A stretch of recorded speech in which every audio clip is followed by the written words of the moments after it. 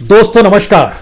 दोस्तों स्थिति कितनी विकट है, इसकी शुरुआत आज हम इस बात से कर देते हैं कि इस देश के भीतर में जब गांव छोड़कर लोग शहरों की तरफ गए, और वह कौन सा शहर था और वह कौन सा इलाका था जहां सबसे पहले सबसे बड़ी तादाद में मजदूर पहुंचे, और बीते 125-150 बरस के बीच भी कभी उन्होंने उस जगह को छोड़ा नहीं। जो आया वहीं का होकर रह गया। बहुत कम बड़ी तादाद में लोग वहां से निकलते थे बाहर, लेकिन इस 150 बरस के सफर के बीच में भी यह पहला मौका आया है कि लोग उन इलाकों को भी छोड़कर जा रहे हैं। ये कौन से इलाके हैं, ये कौन से देश के भीतर की परिस्थितियां हैं? क्योंकि इस देश के भीतर में शहर दर शहर अगर घूमते चले जाइएगा तो प्रवासी मजदूरों की रिहाइश के इलाके को लोग स्लम के तौर पर ही जानते हैं, झोपड़पट्टी। और इस देश में हर चौथा शहरी व्यक्ति स्लम में रहता है, और उसकी अपनी परिस्थिति, उसकी अपनी जिंदगी, उसका अपना माहौल। शायद वो जिंदगी के तमाम जद्दोजहद के बीच भी जिंदगी को जीना सीख ही लेता है। लेकिन आज जिस बात का जिक्र और जिन तस्वीरों का हम आपसे जिक्र करने वाले हैं वो आपको भीतर से हिला देगा। क्योंकि 150 बरस में तमाम मुश्किल हालातों में भी इन इलाकों को जब किसी ने नहीं छोड़ा, आज वो छोड़ने की स्थितियां हैं। हम जिक्र आपसे धारावी का कर रहे हैं, वही धारावी जिसे अंग्रेजों ने 1850 में बनाया था। 1895 में 99 बरस के लिए उसको लीज पे दे दिया गया था। यह एक ऐसी जगह रही जहां 1896 में जब प्लेग महामारी भी आई तब भी यहां पर बड़ी तादाद में मौतें हुई, और सिर्फ मुंबई शहर में ही 70,000 लोग मर गए थे। 1896 उस वक्त भी लोग मुंबई छोड़कर गए नहीं, धारावी छोड़कर गए नहीं। लेकिन आज जो तस्वीर हमारी आंखों के सामने है, इन तस्वीरों को देखना शुरू कीजिएगा और जरा समझना शुरू कीजिएगा। यह पहला मौका है कि धारावी जैसी जगह से भी लोग निकल कर जा रहे हैं। इतनी बड़ी तादाद में जा रहे हैं कि घरों पर ताले लग गए हैं। यानी वो धारावी जहां पर रहने के लिए, एक रात गुजारने के लिए या फिर 6 फीट की जमीन मिल जाए, शायद उतनी जमीन को पाने के लिए भी एक संघर्ष करना पड़ता था। आज वहां पर दरवाजों पर ताले लटके हुए हैं। बड़ी तादाद में हर दिन लोग वहां से निकलते हैं और रेलवे स्टेशन की तरफ कदम बढ़ाते हैं, और यह सिलसिला लगातार चल रहा है। तो आइए पहले जरा इन तस्वीरों को देखिए, उसके बाद जिक्र किया जाएगा। इन तस्वीरों के भीतर जब आप झांकते हैं तो आपको सिर्फ और सिर्फ लोग ही लोग नजर आएंगे। हर के पास एक मोटरी है, एक बस्ता है, एक बक्सा है, एक बेडिंग है, कुछ का सामान लिपटा हुआ है, और वो किसी भी तरीके से इस शहर को छोड़ देना चाहता है। तो धारावी छोड़कर जाने वाले इन लोगों की कतार को भी देख लीजिए। ये सभी धारावी के ठीक बाहर जो सड़क है, स्वामी वल्लभ दास रोड, वहीं पर ये जमा है। चूंकि 2 किलोमीटर के बाद साइन रेलवे स्टेशन आता है, जहां से रेलगाड़ी निकलेगी और इन्हें घर तक पहुंचा देगी।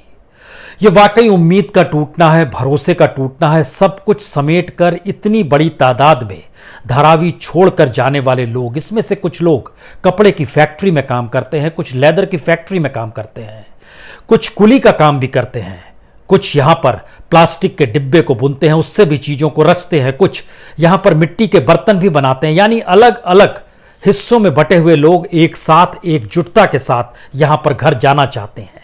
और शायद इसीलिए धारावी के भीतर अब इन गलियों से गुजरिएगा तो घरों पर आपको ताले नजर आएंगे।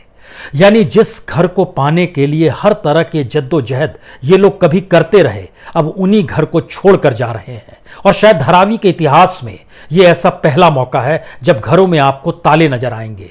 छोटे छोटे खोले की तरह छोटे छोटे कमरे जिसमें 6 फीट की जमीन मिल जाए, उसके लिए भी किराया देना पड़ता है। यहां तक कि एक खटिया मिल जाए, एक चौकी मिल जाए, उसका भी किराया होता है। घर के बगल से ऊपर तक सीढ़ियां जाती हैं, वहां पर एक कमरा होता है सिर्फ। यहां पर घरों के भीतर बाथरूम नहीं होते हैं, सार्वजनिक बाथरूम होते हैं, जिसमें एक बाथरूम में एक शीट का उपयोग एक दिन में तकरीबन 300 लोग तक करते हैं। इस घनत्वता के साथ लोग यहां पर 10 लाख लोग यूं ही धारावी में नहीं रहते, और आज की स्थिति में यहां पर हर तरफ ताले हैं। सारी उम्मीद टूटी है, भरोसा टूटा है। कल तक सुकून के लिए गांव छोड़कर शहर पहुंचे थे, और अब धारावी जैसी जगह को छोड़कर वापस गांव जाना चाहते हैं। यानी जिंदगी की सारी कमाई खत्म हो गई। वाकई ये कल्पना के परे है।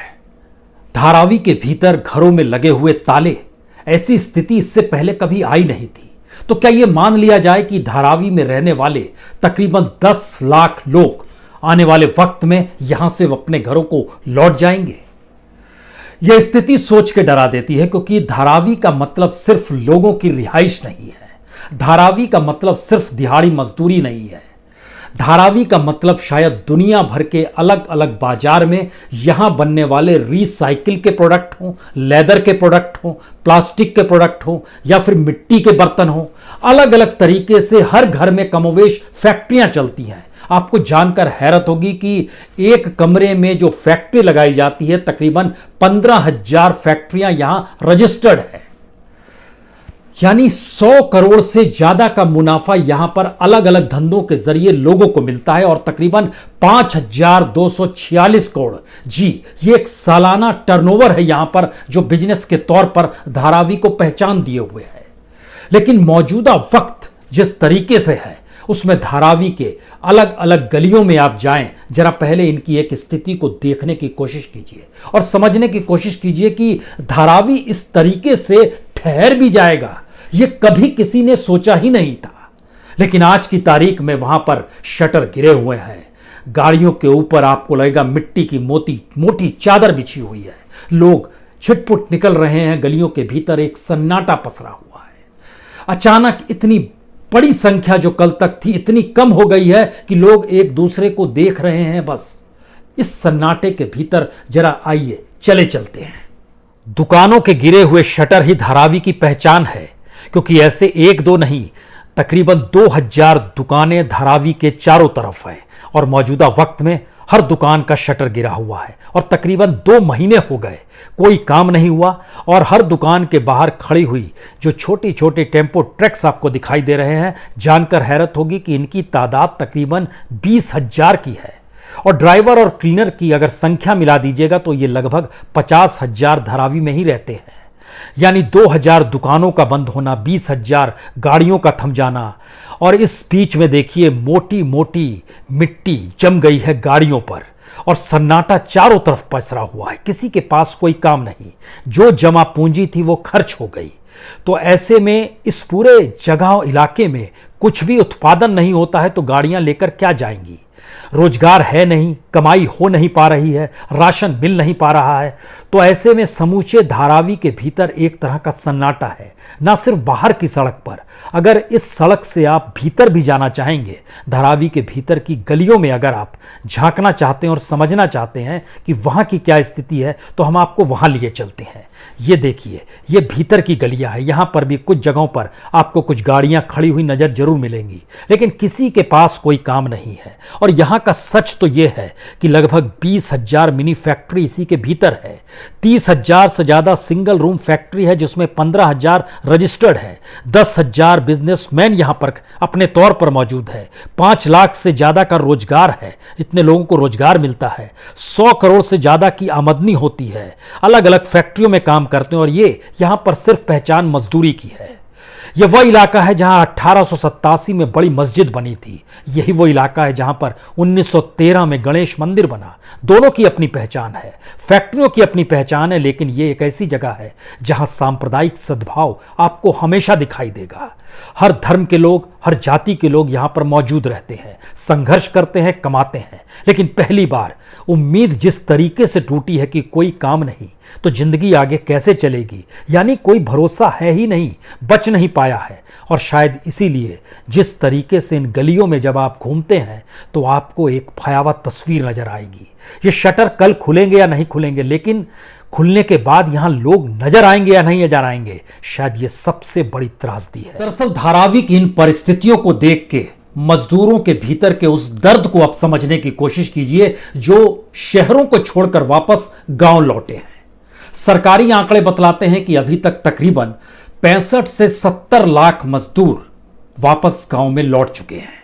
उसमें उत्तर प्रदेश में लगभग 25 लाख, बिहार में तकरीबन 20 लाख, झारखंड में 13 लाख और मध्य प्रदेश में भी तकरीबन 13-14 लाख। इतनी बड़ी तादाद में अगर मजदूर लौटे हैं, और उससे कहीं ज्यादा बड़ी तादाद में मजदूर अपने घरों को लौटने के लिए तैयार हैं, तो क्या हर राज्य उन्हें रोजगार देने में सक्षम हो पाएगा? क्योंकि इन मजदूरों के मुख से जब बात सुनिएगा और खासतौर से धारावी में रहने वाले मजदूरों से जब जिक्र होता है तो बहुत साफ कहते हैं, मुल्क छोड़कर मुंबई और मुंबई के बीचों बीच धारावी। धारावी तो हमारी जान थी, हर मजदूर की जान है ये। इस बात का जिक्र धारावी में रहने वाला हर शख्स करता है और बार बार इस बात को भी कहने से नहीं चूकता है कि जब भी हम धारावी में आते थे तो हमें लौटने की जल्दी होती थी, लेकिन धीरे धीरे धारावी हमारी जिंदगी का हिस्सा बन जाता है और फिर जिंदगी यही ना सिर्फ ठहर जाती है बल्कि जो मुल्क में जिन चीजों को छोड़कर आए थे इसका एहसास धीरे धीरे छिटपुट तरीके से वहां से आने वाले लोग बताते हैं कि वहां पर जो हम छोड़कर आए थे वह वहां खत्म हो गया है। वहां खत्म हो गया है तो फिर यहां चीजें छोड़कर कैसे जाएं? लेकिन वाकई धारावी छोड़कर जब लोग जा रहे हैं तो क्या किसी भी राज्य के पास कोई प्लानिंग है? उत्तर प्रदेश सरकार ने लेबर कमीशन तो बना दिया, लेकिन उत्तर प्रदेश में क्या कोई फैक्ट्री इंडस्ट्री है? बिहार में फैक्ट्री इंडस्ट्री है, मध्य प्रदेश में है, झारखंड में है। ध्यान दीजिए तो मौजूदा वक्त में एक अनिश्चय सी स्थिति है हर मजदूर के सामने। और यह सिर्फ दिहाड़ी मजदूरों का सिलसिला नहीं है, बल्कि अब तो नौकरियां जिस रूप में जा रही हैं उसमें मिडिल क्लास भी उसकी गिरफ्त में आ गया है। एकाकी परिवार, पति और पत्नी, छोटी नौकरी मिल जाए, शहर में आते थे, ईएमआई के जरिए घरों को लेते थे, गाड़ी लेते थे और स्थिति इतनी विकट हो जाएगी कि अब रोजगार नहीं है तो वो क्या करे? शहर में जहां पर किराए देने की स्थिति वह उनकी नहीं आ रही, वो वापस गांव लौटना चाहते हैं।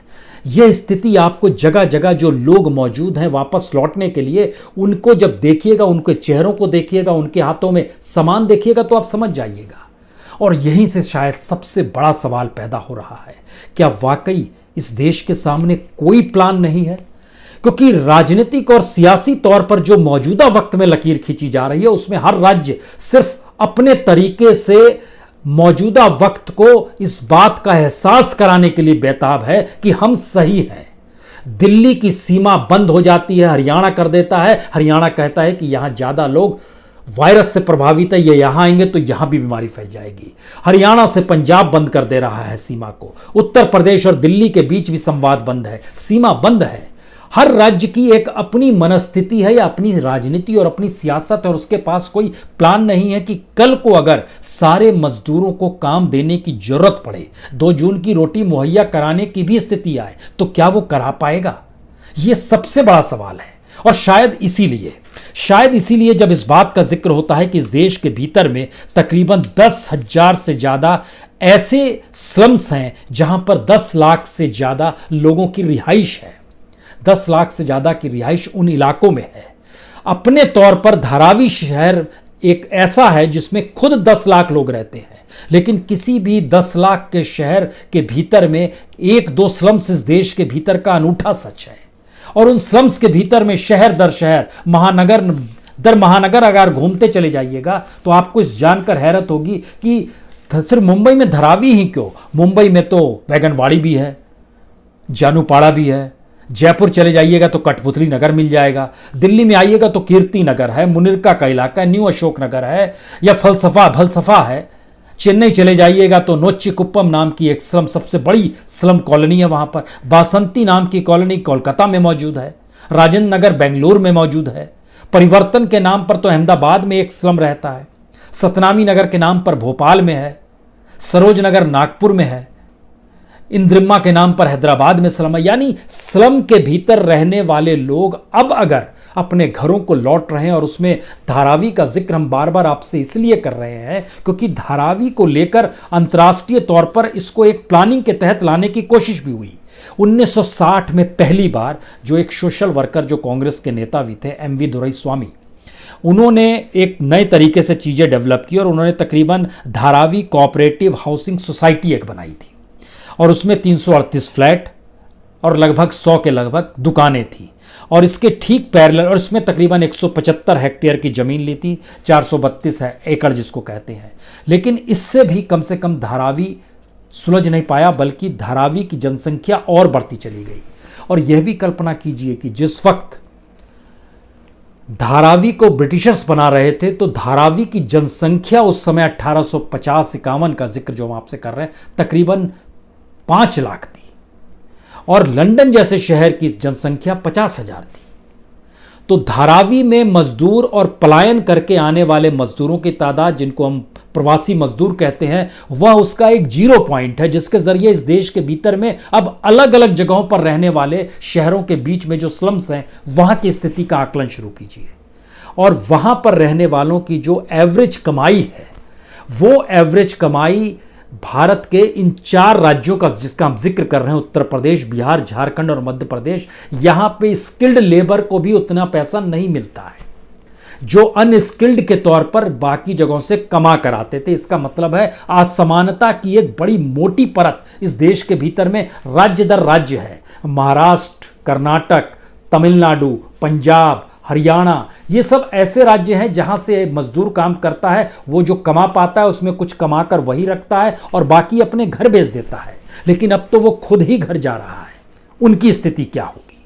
और जब हम जिक्र आपसे इस बात का करते हैं कि कितनी बड़ी तादाद में इकोनॉमी हमारे स्लम्स की टिकी हुई है, तो आप इसको इस रूप में समझिए कि हमारी जीडीपी में लगभग 12% की हिस्सेदारी स्लम्स की होती है, जहां पर इंडस्ट्री चल रही होती है, फैक्ट्री चल रही होती है, प्रोडक्ट बन रहे होते हैं। वहां के मजदूर की जो हिस्सेदारी होती है 12% हिस्सेदारी जीडीपी में। और अगर इसको आप कन्वर्ट करना शुरू कीजिएगा तो यूरोप के कई शहर भारत के स्लम्स में ही समा जाएं और हर जगहों से लोग निकलना चाह रहे हैं। क्या यह मान लिया जाए कि भारत के पास ऐसे मौके पर शायद कोई प्लान नहीं है? क्योंकि इस बात का जिक्र भी होने की आज जरूरत है, क्योंकि जिस तरीके से और जितनी बड़ी तादाद में लोग लौट रहे हैं, उसमें सवाल पहली बार यह आया है कि स्लम ही नहीं बल्कि शहरों के भीतर और बीच में खड़े हुए जो बड़े बड़े मॉल हैं, उसमें जो बड़ी बड़ी दुकानें हैं, वो सरकार के पास जाकर अब अप्लाई करना चाह रहे हैं कि हम स्ट्रीट फूड भेजेंगे। बड़े बड़े होटल्स कह रहे हैं हम स्ट्रीट फूड के लिए हमको स्पेस दीजिए। बड़े बड़े शोरूम्स कह रहे हैं हमको स्ट्रीट मार्केट की दिशा में हमको कम पैसा, हमारे पास उतना ही है, हम शोरूम के किराए दे पाने की स्थिति में नहीं है। और एवरेज इस देश के भीतर में जो लोअर मिडिल क्लास जो काम करता है इन शोरूम्स में, अलग अलग जगहों पर, जो सीधे तौर पर मजदूरी नहीं करता है, उसमें जितनी बड़ी तादाद में लोग बेरोजगार हुए हैं वो तकरीबन 20 करोड़ के लगभग है। ये पूरा अनऑर्गेनाइज सेक्टर है। ऑर्गेनाइज सेक्टर के पीछे झांकिएगा तो तकरीबन 8.5 करोड़ लोग इस देश के भीतर में जो सोशल सिक्योरिटी के साथ जी रहे थे, उनके पास आज की तारीख में काम नहीं है।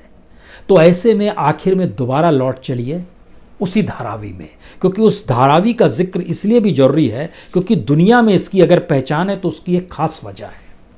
और उसकी सबसे बड़ी वजह यह है कि यहां पर रहने वाले तकरीबन 10 लाख की आबादी जो है, ये जिन माल को बनाती है, जिन प्रोडक्ट्स को बनाती है, वो America, Europe, eastern, middle east के देशों में उस माल जाता था और उन तमाम जगहों पर आने वाले वक्त में माल नहीं जाएगा, इसका ऐलान धारावी के भीतर हो गया है। यानी सवाल वायरस का नहीं है, सवाल रोजी रोटी का है। और अगर वो धंधे ही रुक गए हैं और माल बनाकर बाहर भेजने की स्थिति में, एक्सपोर्ट भी कर पाने की स्थिति में जो लोग थे उन्होंने हाथ खड़े कर दिए हैं, तो फिर कोई काम कैसे देगा इस देश के बीच में? आत्मनिर्भरता का मतलब पैदल चलते हुए घर पहुंच जाना, वहां पर फिर जिंदगी की जद्दोजहद करते हुए मर जाना, या फिर आत्मनिर्भरता का मतलब किसी तरीके से बिना खाए पिए रेलगाड़ी में सफर करना, वहां भी मौत मिल जाना, ये कतई नहीं है। और धारावी को लेकर जो रिसर्च किया गया, इसकी एक पूरी की पूरी फेरिस्त है। क्योंकि धारावी को ठीक करने के लिए याद कीजिए तो 2008 में सबसे पहले जर्मन छात्र थे, एक जेंस कर्चर और लुकास शोविंड थे। इन्होंने कहा कि हम प्लान करेंगे। उसके बाद ब्रिटिश आर्किटेक्ट भी आए और इंजीनियरिंग फर्म वो भी सामने निकल कर आई। फिर दुबई बेस्ड एक कंपनी है सेक्लिंक ग्रुप, वह भी निकल कर आया। और सब ने इस बात की प्लानिंग की, जो बांद्रा कुर्ला कॉम्प्लेक्स है, जो सबसे रिचेस्ट बिजनेस मॉल भारत में माना जाता है, रिचेस्ट बिजनेस डिस्ट्रिक्ट है, यहां का मॉल भी सबसे रिचेस्ट है। आज की स्थिति में वहां पर भी लगभग 45% बेरोजगारी आ गई है। वहां पर काम करने वाले मजदूरों से ज्यादा स्किल्ड लेबर और स्किल्ड लेबर से ज्यादा बड़ी तादाद में मिडिल क्लास के लोग हैं। और अपर मिडिल क्लास की भी पहुंच इस इलाके तक है, जो रिचेस्ट बिजनेस डिस्ट्रिक्ट है, बांद्रा कुर्ला कॉम्प्लेक्स की जो पहचान है वह भी संकट में है। तो प्लानिंग बन रही थी सबको एक साथ जोड़ने की, और संकट आया है तो सारी चीजें ध्वस्त हो गई है और कोई प्लानिंग देश के सामने निकलकर अभी भी नहीं आ रही है। हम इतनी छोटी जद्दोजहद में उलझे हैं, किसी तरीके से घर पहुंच जाएं, किसी तरीके से घर पहुंचा दें। इस देश में सुप्रीम कोर्ट भी यह कहता है रोटी दे दीजिए, पैसा मत लीजिए। इस स्थिति में यह देश में अगर सुप्रीम कोर्ट संविधान की व्याख्या कर रहा है कि उनको जीने का हक है, उनको रोटी दे दीजिए और घर तक पहुंचा दीजिए, तो इसका मतलब है कि हम लोग जिस मार्केट इकोनॉमी को जी रहे थे वो मार्केट इकोनॉमी अगर ध्वस्त हो गई है और हमारी मार्केट इकोनॉमी अगर इंटरनेशनल मार्केट और इंटरनेशनल फंड पर टिकी हुई थी, अंतर्राष्ट्रीय पूंजी पर टिकी हुई थी, तो संकट बहुत गहरा है। और इस गहराते हुए संकट में सरकार के सामने अगर कोई योजना नहीं है तो एक सवाल तो बहुत बड़ा है, क्या जिनके पास योजना नहीं है उनके लिए इस देश की कुंजी उनके हाथों में सौंपे दी जाए, या फिर अब नए तरीके से इस देश को गढ़ने का प्रयास करना होगा?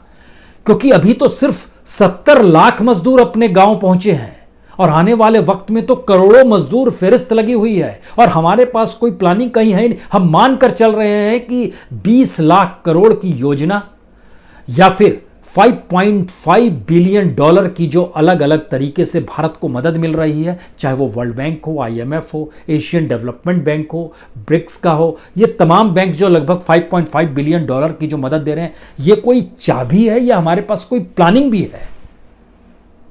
यकीन जानिए, इन स्थितियों में टटोलते हुए जो सपने संजोए गए थे भारत को लेकर और जो सपने मजदूरों के बीच शहरों में लौटने के थे, वो क्रिच क्रिच कर टूट चुके हैं और इस रूप में टूट चुके हैं कि पहली बार वह उन बदहाल परिस्थितियों में लौटने के लिए तैयार हैं जिन बदहाल स्थितियों से अपनों को लाने के लिए इससे पहले उनके भीतर बेचैनी रहती थी कि कोई आ जाए, कोई धारावी आ जाए, कोई बेंगलोर आ जाए, कोई महानगर में, किसी कोलकाता में, किसी भी रूप में अपने छोटे मोटे गांव से निकालकर अपनों को निकालने की स्थिति, अब दोबारा वहां लौट रहे हैं।